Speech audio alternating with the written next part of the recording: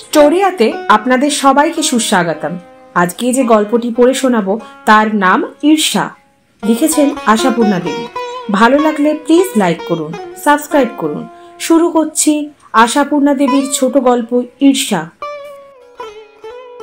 সুজাতার ঘরের বড় আয়নার সামনে দাঁড়িয়ে সুমন্ত ছোট্ট একটা চিরুনি দিয়ে জোরে জোরে চুল আঁচড়াচ্ছিল, অথবা বলা যায় আঁচড়েই চলছিল। কারণ তার মাথায় চুলের যা চাপ, তাতে দাঁত বসাবার মতো দাঁত ওই খুদে চিরুনিটার নেই।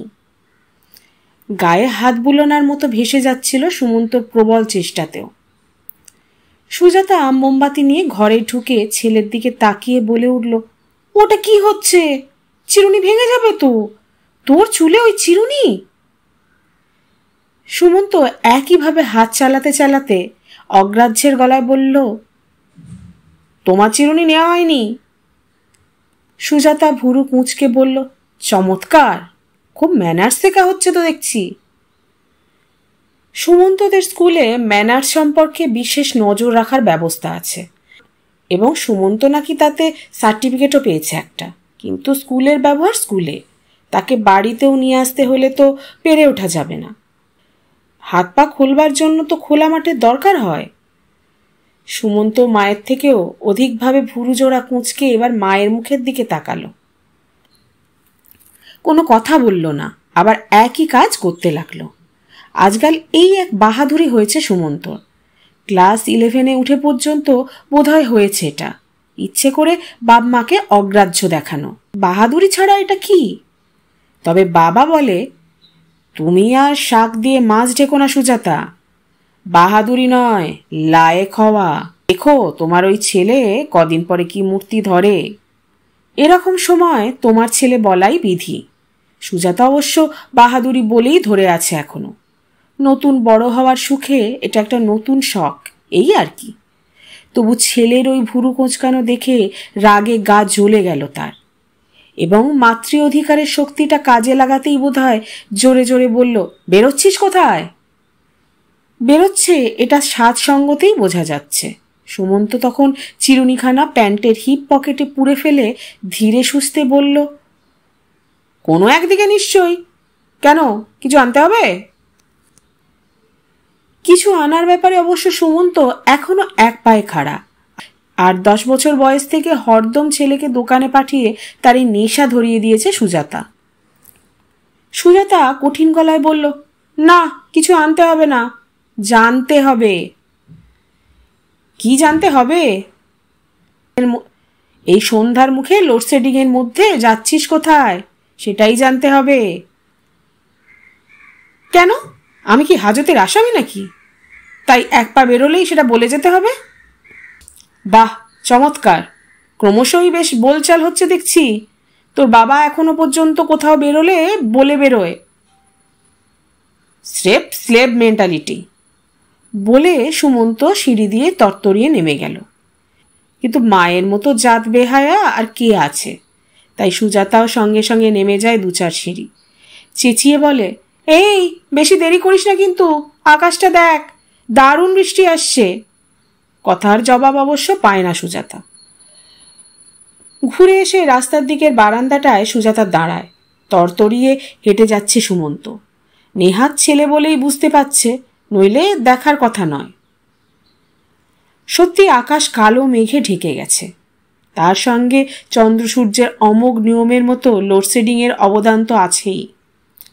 তবু হাঁটার ওই পরিচিত ভঙ্গিটা দেখে হঠাৎ আবিষ্কার করে বসে সুজাতা, ওর গতিভঙ্গিটা ঠিক ওর বাপের মতো গঠন ভঙ্গিও। এই বয়সেই বাপের মতো লম্বা হয়ে উঠেছে, অর্থাৎ পুরো দৈর্ঘ্যটাই এসে গেছে ওর তখনই। এই তো কটা মাস আগে ক্লাস 9 পার হয়েছে। বড় তাড়াতাড়ি বড় হয়ে গেল ছেলেটা। ঘরে চলে এসে জানলা টানলাগুলো বন্ধ করতে করতে সুজাতা ভাবল, বাপের মতো আকৃতি পাচ্ছে, এই প্রকৃতিটা তো পাচ্ছে না। শ্রীমন্তের মধ্যে কত শান্ত, সভ্য, নির্বিরোধী একটা ভাব আছে। কাউকে উঁচু কথাটি বলতে জানে না। এই নতুন বাহাদুরিতে ছেলে তো শুধু মাকে নয়, বাপকেও ডোন্ট কেয়ার ভাব দেখিয়ে মজা পায়। সুজাতার ভয় হয় ফট করে না ধাড়ি ছেলের গালে একটা চড় কষিয়ে দেয় সুমন্ত। কিন্তু তেমন ভয়ঙ্কর ঘটনা ঘটে না, বড়জোর স্বগত মন্তব্য করে কিছু একটা, মন্তব্য করে সরে যায়। ভালো ভালো, শিক্ষা দীক্ষা ভালোই হচ্ছে, ইংলিশ মিডিয়াম স্কুল তো। এই ব্যঙ্গটুকু অবশ্য সুজাতার উদ্দেশ্যে। 4 বছর বয়সে ছেলেকে পাড়ার স্কুলে ভর্তি করে দিয়েছিল শ্রীমন্ত। সে স্কুলে নিজে পড়ে বড় হয়েছে। তখন তো শ্রীমন্তর মা বেশ দিব্যি ডাঁটো। পাড়ার স্কুল বলে সুজাতা একটু খুঁতখুত করায় সতেজে বলেছিলেন, কেন ওই পাড়ার স্কুলে পড়ে কি মান্তু আমার অমানুষ হয়েছে? তোমার ছেলে যদি আমার ছেলের মতো হয় তাহলে পড়তে যেও বাছা। তবু 2 বছর পর থেকেই সুজাতা ইংলিশ মিডিয়াম করে এমন অস্থির হলো, শাশুড়ি নিজেই বললেন, তবে দে বাছা, ছেলেকে সাহেবের স্কুলে ভর্তি করে দে। বৌমার যখন এত ভয় ভাবনা, বাংলা স্কুলে পড়লে ছেলে বিলেতে যেতে পারবে না, দিল্লি বম্বেতে চাকরি করতে পারবে না, শেষে আবার হয়তো তোকে দুষবে। মা বুড়ির প্ররোচনায় পড়ে ছেলেটার পরকাল খেয়ে রেখেছ তুমি।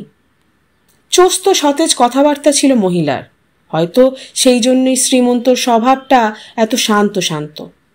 বলতে গেলে মায়ের আওতাতেই তো জীবনটা কাটল। মহিলা মারা গেছেন এই সেদিন, যখন সুমন্ত বেশ বড় হয়ে গেছে। আড়ালে মায়েতে ছেলেতে শ্রীমন্তর মাতৃভক্তির প্রাবল্য নিয়ে হাসাহাসিও করেছে অনেক। সুজাতা বলতো, মাতৃভক্ত বিদ্যাসাগর আর ওর কথার কি নড়চড় করতে পারেন? সুমন্ত হাসত হিহি করে। আবার মায়ের অসুখের সময় শ্রীমন্তর অস্থিরতা দেখে চিন্তাও প্রকাশ করেছে। মা বাপ তো মানুষের চিরদিন থাকে না, ঠাকুমা গেলে তোর বাবা যে কি করবে। কিন্তু কি আশ্চর্য, মায়ের মৃত্যুর পর কোনো অধীরতা দেখা গেল না শ্রীমন্তর মধ্যে, বরং আরো বেশি শান্ত হয়ে গেল। পরিবর্তনের মধ্যে 7 জন্মে পুজো পাঠ সন্ধ্যা গায়ত্রীর দিকে যেত না সে, সেটাই হয়েছে। অবশ্য মায়ের ঠাকুর ঘরের দুর্দশা দেখতে পারবে না বলেই হয়তো হয়েছে। অশৌচান্তের পর থেকেই শ্রীমন্ত সকাল সন্ধে দুবেলা মায়েরই পুরনো একখানা গরদের থান জড়িয়ে উঠে যায় 3 তলার মায়ের ঠাকুর ঘরে। কি করে না করে সুজাতা দেখতে যায় না, তবে সকালে পুজো করে নেমে আসা শাশুড়ির কপালে যেমন একটা ছোট্ট চন্দনের টিপ দেখতে পেত, তেমনি ছোট্ট একটি টিপ শ্রীমন্তর কপালেও দেখতে পায়। ভাত খেতে বসেও রয়ে যায় সেটা, অফিস যাবার সময় সেটা মুছে ফেলে।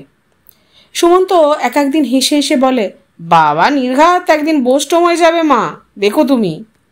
সুজাতা তো ছেলের কথাতে সাই দেয়। ছেলেকে নিজের পক্ষে রাখতে না পারলে পৃষ্ঠবল কোথায়?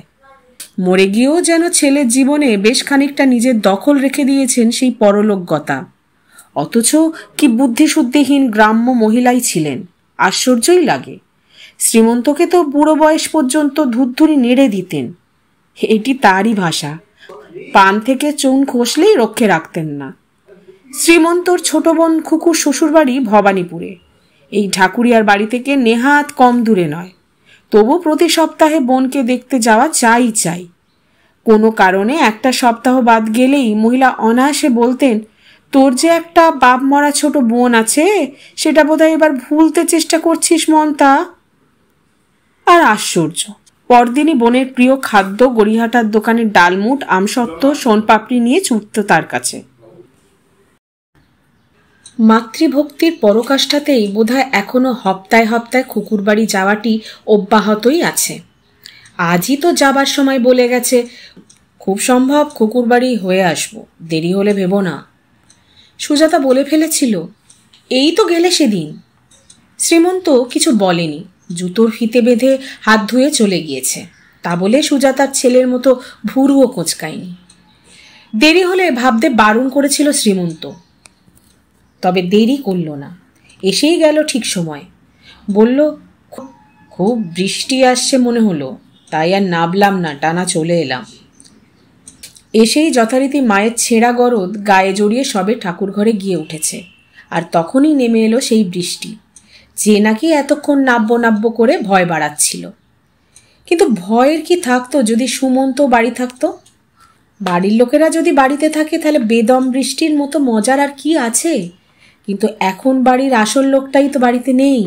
এখন ক্রমশ যত বাজ বিদ্যুৎ আর মেঘের দাপট বাড়ছে ততই সুজাতার প্রাণের মধ্যে হুহু করছে, আর আপন মনে ছেলের উদ্দেশ্যে বলে চলেছে, পাজি হতভাগা ছেলে কোথাকার, এত করে বললাম, শোনা হলো না কথা, কোথায় গিয়ে পড়েছিস, কিভাবে ভিজে ঢোল হয়ে ফিরবি ভগবান জানে, দেখতেই লম্বা হয়েছে, আর মনে করছে মস্ত লায়ক হয়ে গেছি, আসলে তো পটকা, সে হুঁশ আছে, এক্ষুনি কাঁচতে শুরু করবে। আপন মনে অনুপস্থিত ছেলেকে কাঠগড়ায় দাঁড় করিয়ে বকেই চলেছে সুজাতা। সামনাসামনি তো একটা কথা বলার সাহসই নেই, বৃষ্টি কমবার নামও নেই এদিকে, বরং বাজ বিদ্যুতের সমারোহ বাড়ছে। আশ্চর্য, শ্রীমন্ত দিব্যি নিশ্চিন্ত মনে টঙে চড়ে বসে আছে, একবার বুক দুরু দুরু করছে না ওর কোথায় কি ঘটছে ভেবে। সুজাতার তো মনে হচ্ছে এটা প্রলয়ের সূচনা। ভাবলো ছুটে ঠাকুর ঘরে গিয়ে বলে, তুমি কি মানুষ না পাথর? যেতে হলো না, যথাসময়ে নেমে এলো শ্রীমন্ত।